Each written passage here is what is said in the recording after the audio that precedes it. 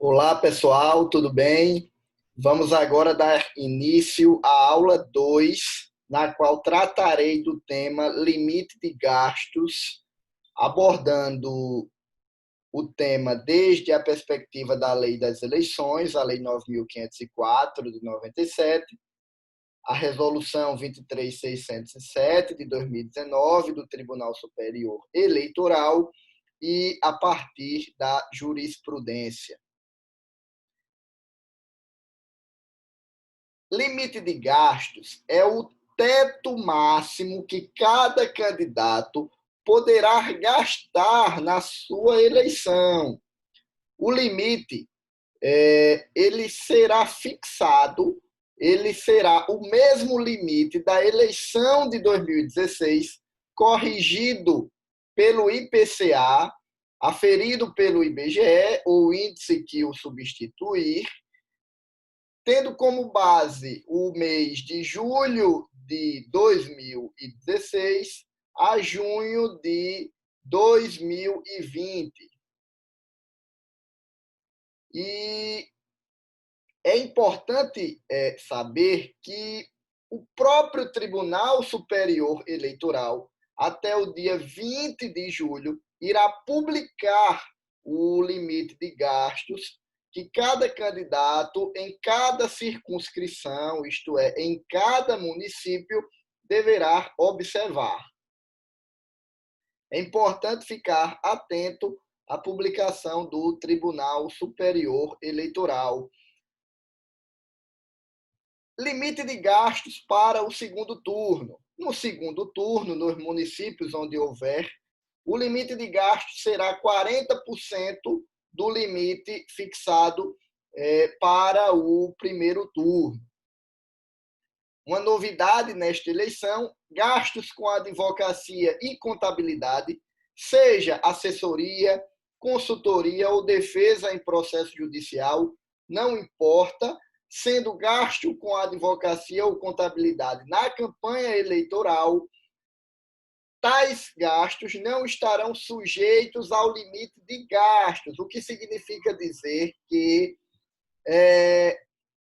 nós poderemos contratar advogados e contadores sem que o limite seja reduzido, já que os referidos gastos não integram o limite total de gastos. A mudança ela ocorreu em 2019 e teve a finalidade de privilegiar o princípio da ampla defesa, pois a existência de limite de gastos tanto para a sujeição, melhor dizendo, dos serviços advocatícios e de contabilidade aos limites de gastos, que em alguns municípios são bem reduzidos, pode acabar criando embaraços ao exercício da ampla defesa, em processos judiciais, no próprio processo de prestação de contas e ao longo de toda a eleição. Para evitar, então, o prejuízo à ampla defesa, a legislação foi alterada de tal forma que tais gastos não são mais contabilizados no limite total de gastos. Contudo, o registro ou não de tais gastos na prestação de contas eleitoral é algo que ainda persiste e que nós falaremos na aula específica sobre gastos eleitorais, com todas as nuances necessárias ao tema. Um ponto que considero extremamente relevante, extremamente importante na temática do limite de gastos, é a composição do limite de gastos. O que compõe o limite de gastos? O que eu devo considerar para verificar se o meu candidato, o meu partido político está extrapolando ou não o limite máximo de gastos numa determinada circunscrição? Para verificar se o candidato está extrapolando o limite de gastos, eu tenho que entender bem como ele é composto. E a Resolução 23.607 de 2019, a resolução que trata sobre a prestação de contas eleitoral, nos diz que o limite de gastos ele é composto pelos gastos diretamente contratados e pagos pelos candidatos, pelos gastos efetuados pelos partidos políticos que possam ser individualizados em benefício de determinados candidatos, pelas transferências financeiras, veja, pelas transferências financeiras efetuadas a outros candidatos ou partidos políticos. Por exemplo, se eu sou candidato a vereador no município de Maceió, estado de Alagoas, e eu realizo uma transferência financeira para outro candidato, para um candidato a prefeito ou para outro partido político, esta transferência financeira será contabilizada na minha prestação de contas no meu limite de gastos. Será considerado, para fins do limite de gastos, como um gasto. Não só, perceba que não só o total de gastos contratados e pagos diretamente pelo candidato, mas também aqueles realizados pelos partidos políticos que possam ser individualizados e as transferências que eu efetuo a outros candidatos e partidos políticos também são computados no limite de gastos. Além disso, as doações estimáveis em dinheiro recebidas, se eu recebo uma doação de um jingle, se eu recebo uma doação, uma cessão de um veículo, se eu recebo a cessão de um serviço qualquer, tudo isto será contabilizado na minha prestação de contas eleitoral no meu limite de gastos. Entra como um crédito e, ao mesmo tempo, como uma despesa. Isso é importante porque eu posso planejar adequadamente o que será praticado numa determinada campanha eleitoral. Sabendo o que é contabilizado no limite total de gastos, eu posso, com precisão, estimular, prever os gastos que poderei contratar diretamente, pagar, as cessões, as doações estimáveis que poderei receber e as transferências financeiras que poderei efetuar a outros candidatos e a outros partidos políticos. No caso do partido político, as transferências financeiras que o candidato fizer só serão computadas no limite de gastos naquilo que exceder os gastos efetuados pelo partido político em benefício de sua candidatura. Vou tentar dar um exemplo para esclarecer este ponto. Eu sou candidato a vereador no município de Maceió e efetuo uma doação de R$10.000, por exemplo, para o meu partido. O meu partido efetuou um gasto de R$5.000 em meu benefício. Os R$10.000 que eu transferi, por ser transferência financeira, em princípio deveriam ser computados no limite de gastos. Eu teria já usado R$10.000 do meu limite total de gastos.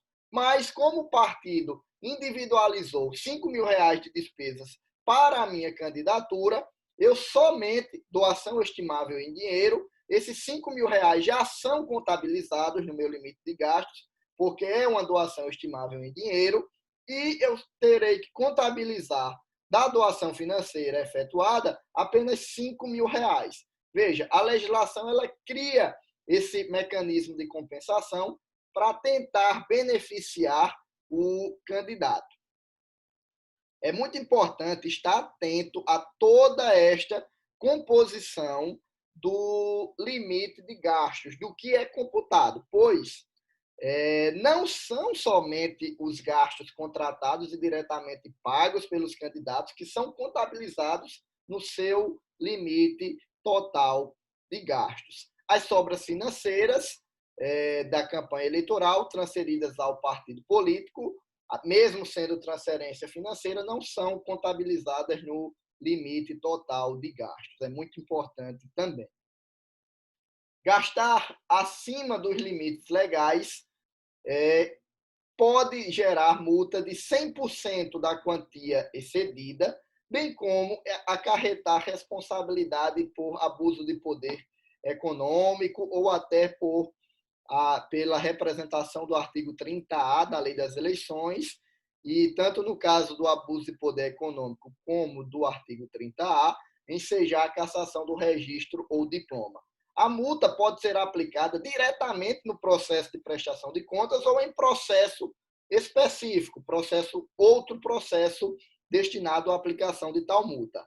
E o candidato que exceder o limite deverá recolher a multa em até 5 dias contados da intimação da decisão judicial que determinar o pagamento. Selecionei uma jurisprudência aplicável à espécie do Tribunal Superior Eleitoral, que entendeu que a extrapolação do limite de gastos em mais de 50% do limite previsto ostenta gravidade e relevância para gerar cassação do registro ou do diploma com base no artigo 30A da Lei 9.504, que é a Lei das Eleições, que eu tanto cito, que eu tanto já citei e continuarei a citar ao longo deste curso. Veja, a extrapolação do limite de gastos gerou cassação do registro ou diploma, uma falha aparentemente contábil na prestação de contas, gerou reflexos para além da prestação de contas, ensejando a cassação do registro de um determinado candidato. Vamos ao trecho que interessa. Abre aspas. O artigo 30A da Lei das Eleições incide sobre a captação ou gasto de recursos para fins eleitorais, que se dê em desacordo com as normas legais aplicáveis. O descumprimento do limite previsto para despesas de campanha configura, portanto, gasto ilícito de recurso, sujeito à aplicação do artigo 30A, caput e parágrafo 2º. Para a procedência do pedido formulado na representação pelo artigo 30A, é preciso ainda aferir a gravidade da conduta reputada ilegal, que pode ser demonstrada tanto pela relevância jurídica da irregularidade, quanto pela ilegalidade qualificada, marcada pela má-fé do candidato. Considerando-se a nova feição do teto de gastos, o dispêndio de recursos de campanha em montante que ultrapassa em mais de 50% o limite legal estabelecido ostenta gravidade e relevância jurídica para justificar a condenação. O candidato que, em violação à lei, tem um dispêndio de recursos em campanha superior ao teto legal, tem uma vantagem ilegítima em relação aos demais competidores.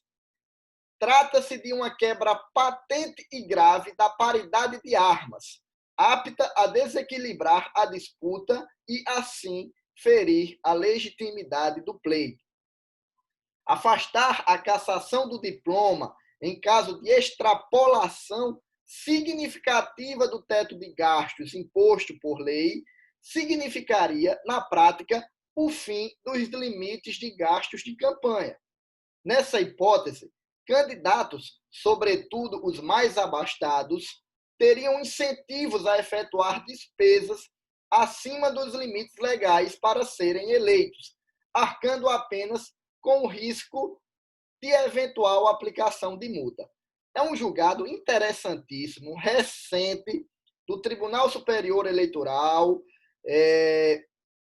ação cautelar de 28/6/2018, no RESP, número 75146, de relatoria do ministro Adhemar Gonzaga.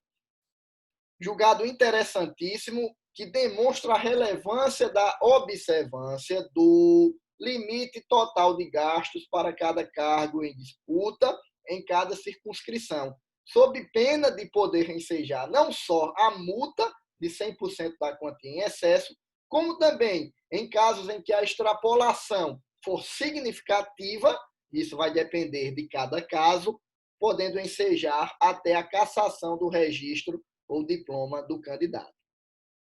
No último item, eu cito todos os dispositivos legais da Lei das Eleições, bem como da Resolução 23.607 de 2019, sobre a matéria do limite de gastos.